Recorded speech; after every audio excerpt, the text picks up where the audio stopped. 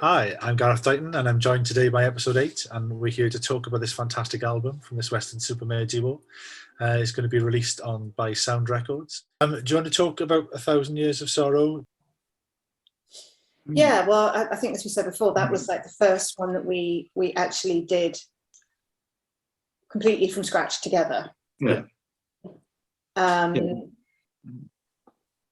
I think, yeah, well, I think it was, Ian came up with the music and the sort of the sounds for that one. And again, I think because it was the first one, I think we were both kind of like not quite sure what to expect, not quite sure how it was going to work. And I just had this, I quite often will like scratch down like random sentences or like phrases or something, in notebooks and on my phone and stuff that I think might make a good lyric at some point. And I just had this one, 1,000 Years of Sorrow, come pouring down like rain. And I was like, I have no idea what I'm going to do with that.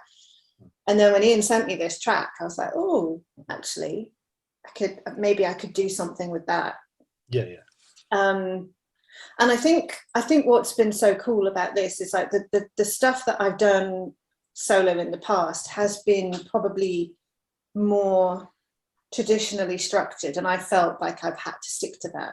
And I think what's been so great about this is that I'm like, actually, you can just have a line that keeps repeating, or then a load of layered R's. It doesn't have to have that traditional structure, and actually it's still something that sounds good, and it's still something that sounds complete. It doesn't sound like someone who's only got one idea and doesn't know how to sort of like advance it or finish it. It's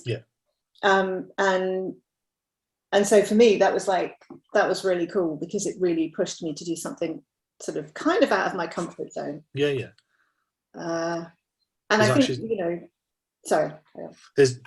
I think as kind of, if you're used to working in a certain way, there's a great deal of value in that, of that self-realization that you can do things in a different way, and that you haven't got to be bound by those constraints anymore. And I kind of imagine that felt quite liberating for you at the time. Absolutely. And you kind of think, what, you mean I could do that all along? I didn't have to. Nobody told me I could do this before. I don't have to write, all of these words. I could just have 2 lines. And I think also, when we'd heard what each other had done with it, I think certainly for me it was when I'm like, oh, I think we've got something here. I think, we've really got something pretty good. Nice. I think, and I'm still sort of holding back on that, but I think we've got something, and I think it works well. I think that sort of set the tone of, okay, this sort of route we should go down, the sort of the mellow side of it, and the sort of a little bit dark, a little bit different. Yeah. Very much. Well, a massive thank you to Ian and Maddie for sort of asking me to actually kind of talk to them and to tell you lovely people out there about their fantastic album in hushed tones. If you've enjoyed actually kind of listening to us chatting, you can find me. Like I said, I'm the co-host on a podcast I do with Grammy Award-winning music producer Lord Toby Wright.